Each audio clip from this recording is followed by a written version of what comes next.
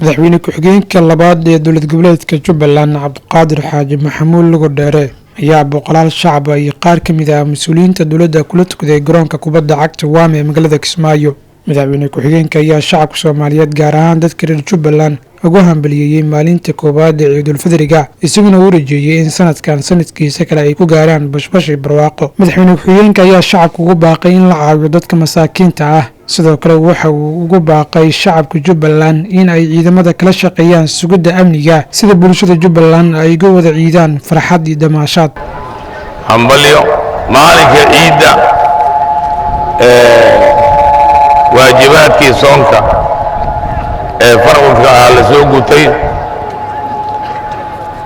ilaahay waxaan ka baryaynaa inuu naga aqbalo waxaan isugu hambalyeynaa ramadaankiisa kale iyo ramadaanka kaloo badanba ilaahay samsam nagu gaarsiiyo amni caafimaad horumar iyo nolol wanaagsan. waa la soo soomay maantana waa la ciidayaa ummadda islaamkana waxaa waajib ku ah inay ciido gaar ahaan waxaan hambalyo u bariyaa dadka reer Jubbaland islaamka ah waxaan hambalyo u dirayaa dhammaan ummadda Soomaaliyeed waxaan ugu hambalyeynayaa munaasabadan ciidda. walaalayaal haddaa intaas ciidda iyo soonka waajibaadka diiniga aan soo gudubnay uga gudbo waxaan ku sugannahay goob nabadeed waddan nabadeed magaalo nabadeed oo adinka ilaahay sabab idinkaga dhigay inaad ku noolaataan amnigaasna aad ka warqabtaan. waxaan idinku codsanayaa amniga waa nolosha furaheeda waayo meelaan amni jirin nolol ma jirto. amniga labada gacmood ha lagu qabto ciidamada amniga ka shaqeeya gacan ha la siiyo waxay amni darro wada ha lala diriro. amnigaasaa muhiim noo ah meel kastoo aan joogno.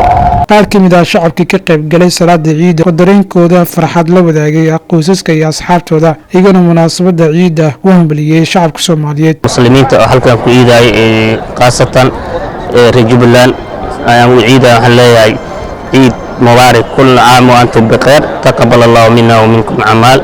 lamaan waxaan leeyahay walaalihiin waa maasintiin insha Allah. waxaan maanta aan qaadanayaa farxadda qiimaha iyo qaayaha leh. Allahu akbar Allahu akbar Allahu akbar. hambalyo ummadda muslimiinta dhammaan meel ay joogaan waxaan u hambaleynayaa ciidul fidriga.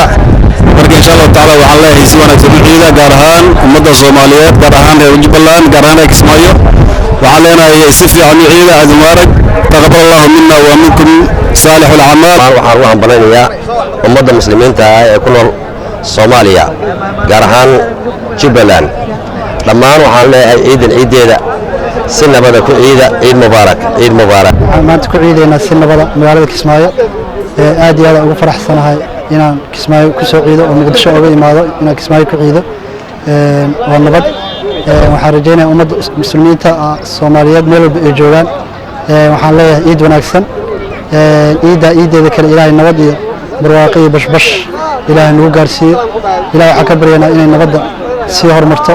ilaahay waxaan ka baryaynaa xasilooni iyo inaan midowno aan horumar ku gaarno insha Allah. dhammaantiin waa mahadsantihiin. Cabdulqaadir Radio TV-ga dalsan Kismaayo.